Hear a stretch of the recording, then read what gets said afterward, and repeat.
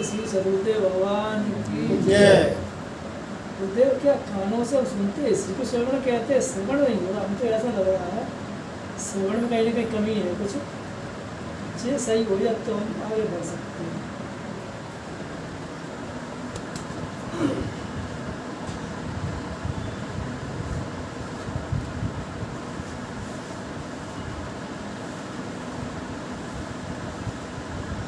श्रवण जो है दो तरीके से होता है।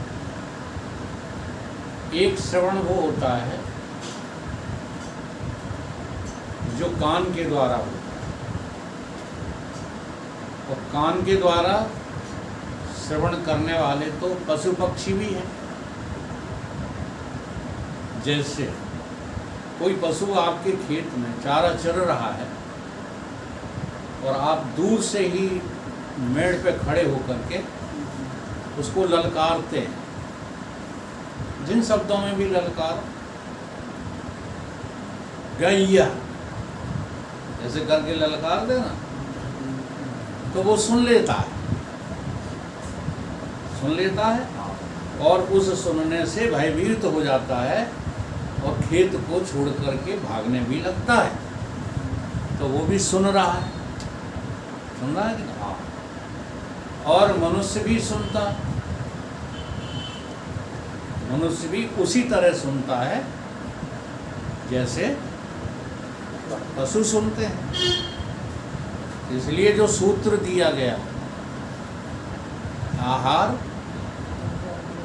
निद्रा, भय, मैथुन, ये चार चीजें जैसी मनुष्यों में हैं वैसी ही पशुओं में है।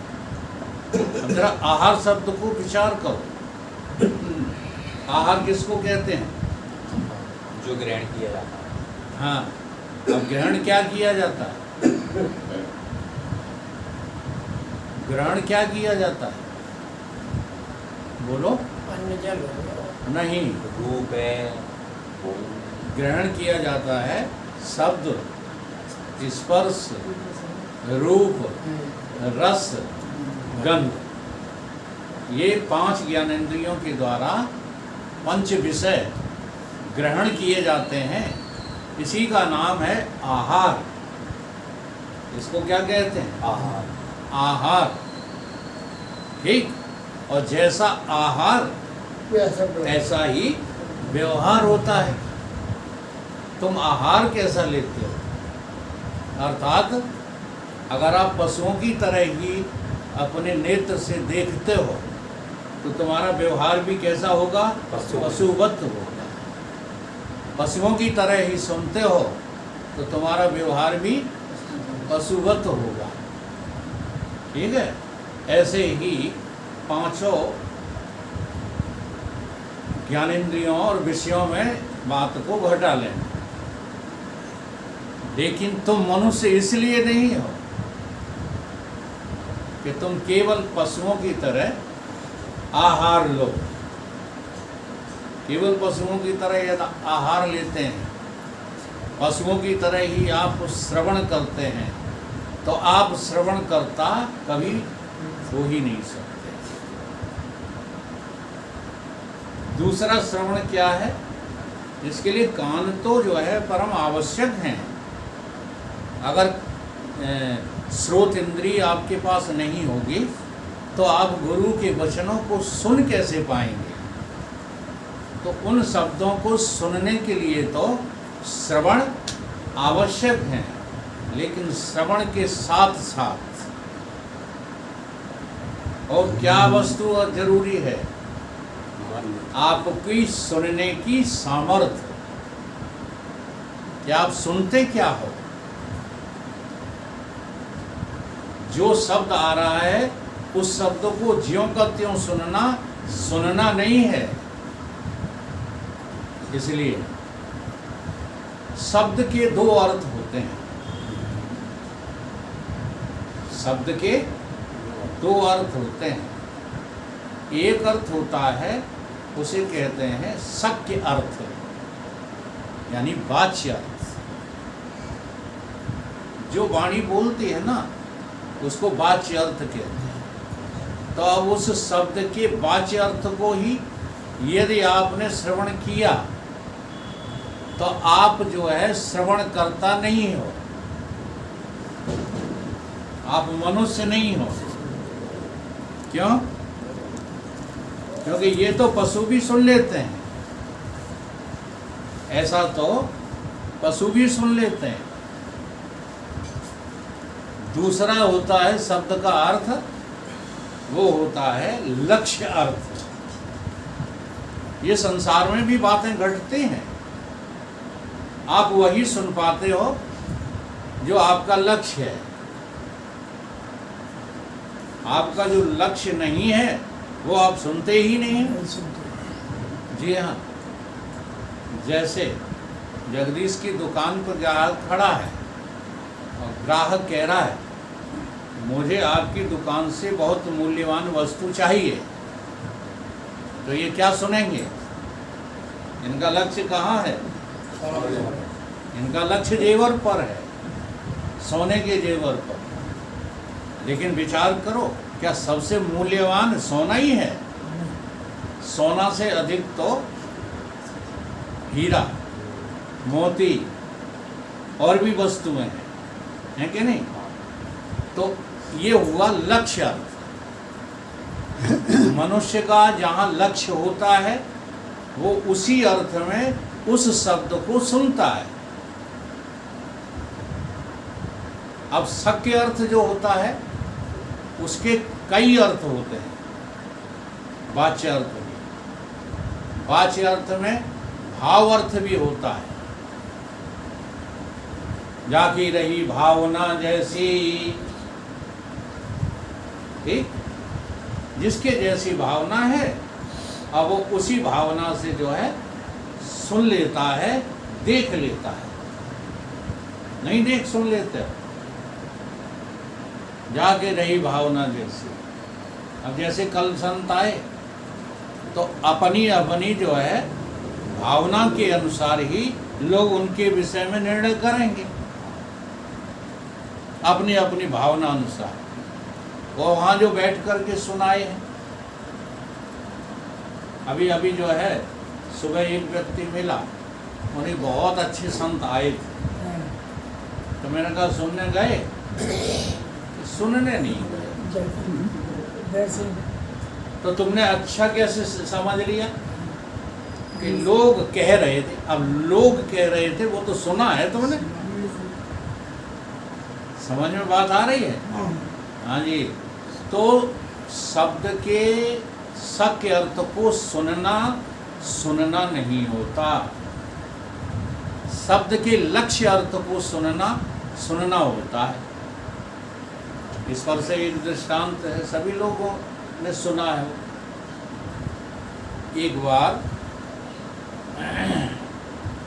एक सज्जन ने बहुत असरफियाँ कमा के रख ली थी, तो शरीर को छोड़ते समय अपने पुत्रों से कहते हैं, अपने पुत्रों को बुलाया और कहा कि 1000 असरफियाँ, 1000 असरफियाँ और मंदिर के गुंबज में 1000 असरफियाँ रखी हैं, सो ले लेना। और कहकर के उन्होंने प्राण छोड़ दिए। अब कुछ समय पश्चात जब उनको गरीबी ने सताया तो उन्होंने जो है वो असरफियाँ निकालने के लिए मंदिर ही खुदवा डाला, पूरा गुम्बज खुदवा लिया, लेकिन उसमें कहीं असरफियाँ नहीं मिली। ठीक, तो क्या उनके पिता जो सुनाकर गए थे वो वचन उनका मिथ्या था, गलत था? लेकिन उनको गलत लगा। पुत्र बोले कि मरते समय में ही मेरे पिताजी झूठ बोल करके गए। तब तक उनके गुरु आ गए पिताजी के, उन्होंने कहा मेरा शिष्य झूठ बोलता ही नहीं था। तो कहने लगे महाराज फिर ये असरफियों के बारे में जो उन्होंने कहा वो मुझे प्राप्त नहीं हुई। उनकी तुमने सुना ही नहीं। तुम्हारे पिताजी ने जो वचन बोला वो तुमने सुना ही नहीं। कि नहीं महाराज, मैंने सुना था। उनके क्या कहा था उन्होंने कहा था 10,000 असरफियाँ मंदिर के गुम्बज में रखी हैं, सो प्राप्त कर लेना। तो संत बोले यही तो मैं कह रहा हूँ, तुमने सुना ही नहीं। अब मैंने सुना है, मैंने सुना है, तो चलो तुमको जो है निकाल कर देते हैं। अब उस मंदिर को पहले बनवाइए, उस बनवा करके ज्यों का त्यों खड़ा कीजिए। खड़ा कर दिया तो उन्होंने कहा, दिन भी बताया था कि हाँ रामनवमी के 4 बजे कहा था, रामनवमी को 4 बजे मंदिर के गुम्बज से 10,000 असरफियाँ प्राप्त कर लेना। तो रामनवमी आने दो, 4 बजने दो। 4 बजे रामनवमी आई, संत लेकर के जो है कोदाली, खोदने वाली कोदाली और तसला वसला लेकर चलो। तो जहाँ पर मंदिर के गुम्बज की परछाई पड़ रही थी, वहाँ पर खोदा जाके तो 10,000 असरफियाँ प्राप्त हो गई। अब देखो, सुना उन्होंने भी था, सुना संत ने भी था। दोनों के सुनने में क्या फर्क, क्या भिन्नता है? एक ने वास्तव में सुना और एक ने सुनते हुए भी नहीं सुना, यानी वाच्य अर्थ लगा लिया। जो वचन बोले गए उसका अर्थ अपनी बुद्धि से उन्होंने लगा लिया, तो वो सही अर्थ नहीं निकला। ठीक इसी प्रकार से ये जो तुम्हें श्रवण कराया जाता है संतों के द्वारा, गुरुओं के द्वारा, शास्त्रों के द्वारा, वो लक्ष्य अर्थ से कराया जाता है। और हम लोग वाच्य अर्थ में कहते भी रहते हैं और सुनते भी रहते हैं। इसलिए धर्म का आज ह्रास हो चुका है, क्योंकि लक्ष्य अर्थ की बात किसी को ना सुनना पसंद है और ना किसी का कहना पसंद है। कहते हैं वो तो बहुत गहरी बात करते हैं। कितनी गहरी बात करते? अब उथली बात सुनने के लिए तो 84 लाख योनि पर्याप्त है, फिर तुम्हें मनुष्य की क्या आवश्यकता थी? मनुष्य शरीर तो केवल उसी गहराई को सुनने के लिए, देखने के लिए, समझने के लिए मिला है। तो ये जो श्रवण करना है ये बड़ा कठिन कार्य है। इसलिए उस सुनने को सुनना मत समझो। केवल कानों के द्वारा सुनी गई बात श्रवण नहीं कहलाती। श्रवण करने की शर्तें हैं। अब शर्त कहाँ से शुरू होती है? सतगुरुदेव भगवान के वचनों को देखो। भगवान कृष्ण कहते हैं अर्जुन से, कहते हैं अर्जुन तू बड़ा सात्विकी है, तू बड़ा धर्मात्मा है, हाँ, और तेरे में जाने कितने गीता में गुण गिनाए हैं अर्जुन के। सभ्य साची, जाने कितने नाम हैं? 12 नाम तो जो है मुख्य हैं। उसके उपरांत भी उन्होंने हाँ जाने क्या क्या, धनंजय और गुणाकेश, ये तो 12 में ही है। कुछ बात संबोधन ऐसे भी कहे हैं, महाबाहो, ऐसे ऐसे संबोधन किए हैं अर्जुन को, हाँ, जो आम आदमी में लक्षण नहीं हो सकते। तो वो सारे लक्षणों से युक्त है कौन? शिष्य। अब मैं सरल भाषा कर देता हूँ, उन नामों के पीछे न पड़ो। तुम शिष्य कब हो? जब शिष्य हो तब तुम गुरु का श्रवण कर सकते हो। अगर शिष्य नहीं हो तो आप गुरु की बात को श्रवण नहीं कर सकते, बल्कि गुरु की बात को श्रवण करते हुए भी तुम अपनी बुद्धि के अनुसार श्रवण करोगे, ज्यों का त्यों उनका लक्ष्य पकड़ नहीं पाओगे। तो शर्त क्या है? शर्त है सबसे पहले तुम्हारा मल धुल जाना चाहिए। दूसरा विक्षेप दूर हो जाना चाहिए। ये दो शर्तें हैं। और मल धुलता है इससे, निष्काम कर्मों से, और कोई उपाय नहीं है। जी हाँ, देखो हमारे मुरारी लाल जी का भाव कितना ऊंचा है। ये मंदिर जाकर के हनुमान जी को प्रकट कर लेते हैं। मूर्ति जो है प्रकट नहीं होती। अच्छा एक बात बताओ, तुमने प्रसाद बोला, हनुमान जी मेरा ये काम कर देना, मैं इतने का प्रसाद बांटूंगा, तो तुम्हारा काम हो गया, है ना? तो ये काम किसने किया? मूर्ति ने। अरे तुम्हारे भाव ने किया। तुम्हारा भाव इतना ऊंचा हो गया उस मूर्ति के प्रति कि उसी भाव के परिणाम स्वरूप तुम्हारा काम हो गया। ठीक है? भावो विद्यते देवो न पाषाणे न मृण्मयी। अब इतना ऊंचा भाव होते हुए भी ये जीवन में निष्काम नहीं रहे। मैं बात समझाने के लिए कहता हूँ, किसी की बुराई करने के लिए नहीं, क्योंकि निष्काम का ये लक्षण है कि मल दूर हो जाता है, देह अभिमान खत्म हो जाता है। जो स्थूल देह का अभिमान है, मैं करूँगा तब ये काम होगा, मेरे बिना दुनिया नहीं चलेगी, मेरे बिना मेरा परिवार कैसे चलेगा, ये क्या है?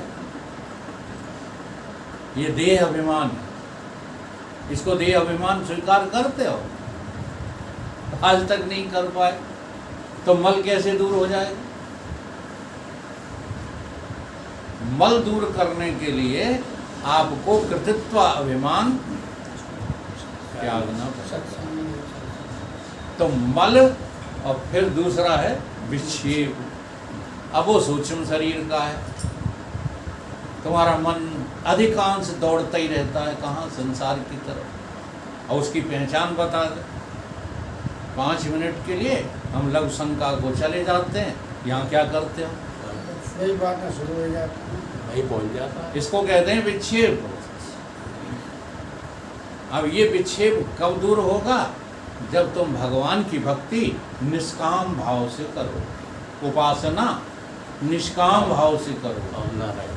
जी हाँ, अगर निष्काम होते तो ये ब्रह्मज्ञानी होता अब तक मुरारी, इसमें कोई शक नहीं है। लेकिन जीवन में निष्कामता आई नहीं, उपासना करते रहे। समझ रहे हो? तो अब ये दो काम हो गए, कर्म और उपासना से मल विक्षेप दूर हो गया। रह गया सिर्फ क्या? परमात्मा का आवरण। अब ये परमात्मा का आवरण हटाने के लिए जब तुम विकल होते हो तो शिष्य हो। यह है शिष्य का लक्षण। अब तुम श्रवण करोगे। अब कोई भी गुरु का एक शब्द भी बिना लक्ष्य अर्थ के तुम सुनोगे ही। इसका नाम है श्रवण, अर्थात ज्ञान की साधना का 5वां सोपान श्रवण है। अभी तो हमने कर्म की साधना ही प्रारंभ नहीं की। केवल वेदांत याद कर लेना ज्ञान नहीं, भक्ति नहीं है। उसे जीवन में उतारो, और इसी के लिए मनुष्य का शरीर मिला। तो सच्चा श्रवण कब होगा? जब तुम मल विक्षेप से रहित हो जाओगे और 4 साधनों सहित संपन्न हो जाओगे। विवेक, वैराग्य, खट संपत्ति और मोक्ष, इन चारों से संपन्न हो जाओगे। ठीक, मल विक्षेप खत्म हो जाएगा, तब तुम श्रवण करने